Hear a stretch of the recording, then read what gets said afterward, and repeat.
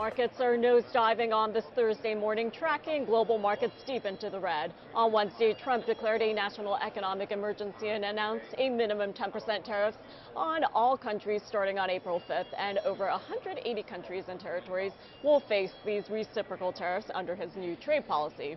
Now, higher rates for 60 countries deemed the worst offenders will also go into effect.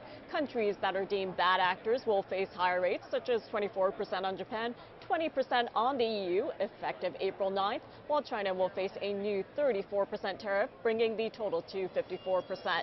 Canada and Mexico are exempt from the reciprocal tariffs, but still face 25% tariffs due to fentanyl as well as migration issues. Not surprisingly, gold bonds rallying in reaction as equity markets bleed into negative territory. Joining me on this Thursday morning to weigh in from Miami is Gabriela Berrospi, founder of Latino Wall Street. Gabby, thank you so much for joining me. So last week we were talking about tariff uncertainty, and now we have more clarity in terms of tariffs, but also a lot of uncertainty. So what was your take on the tariff announcement yesterday?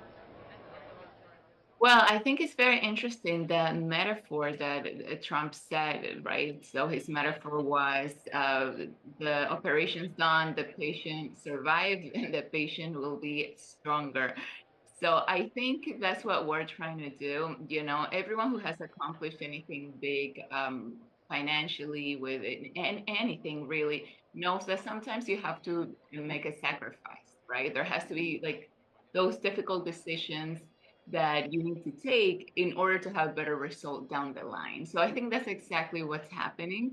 The stock market is, of course, we're seeing a dip, but it's not as bad as you would have thought, right? Like we had a lot of uncertainty, and of course, a lot of people were expecting even worse results, but it's not so bad.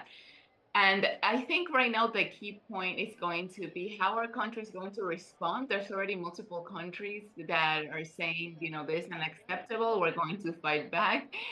So we're going to have to wait how that unfolds, because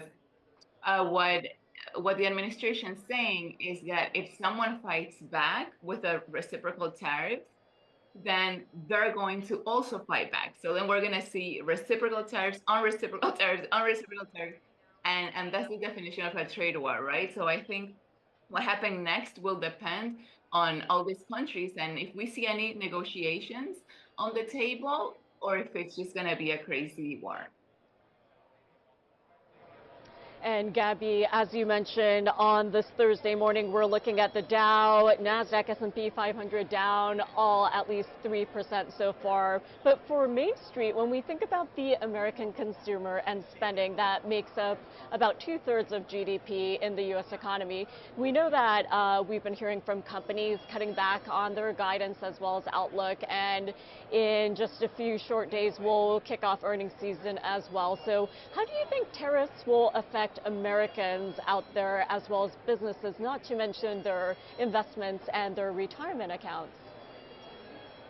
Yeah, so let's start with consumers, right? So prices can go up for sure with tariffs. That's something that, in fact, um, part of the reason why we started with tariffs was to incentivize American products, right? But then if the demand goes if the demand goes down, then that can affect also American products. And a lot of American products have different parts that are made abroad. So that can just affect the whole market in general. So how the consumer will be affected is basically higher prices. And again, this is something that we're doing in order to get better jobs, get better opportunities, and improve the country, right? We're not trying to destroy it, we're trying to improve it. So it's hard for most people to see that this is a stage that we have to go through, because the path we were going on was not sustainable. And for the investor, yes, of course, if you are investing in the S&P 500, of course, you're going to see your account go down. And most people in retirement accounts invest in the S&P 500. So that can be scary. If anyone was around in 2008, that was very scary when the market dropped so much to see that, right? Some accounts were cut in half. But the trick here is to also be in those investments that are benefiting from this market crash, if you will, right?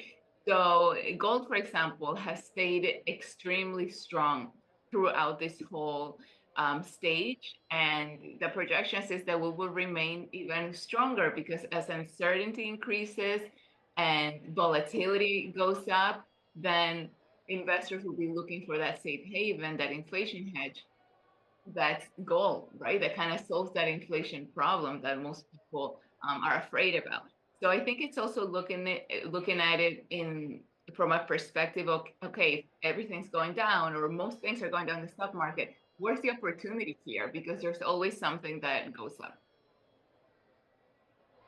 Okay, Gabby, well, we will have to leave it there, but thank you so much for joining us the day after the tariff announcement. And as always, thank you so much for sharing your perspective.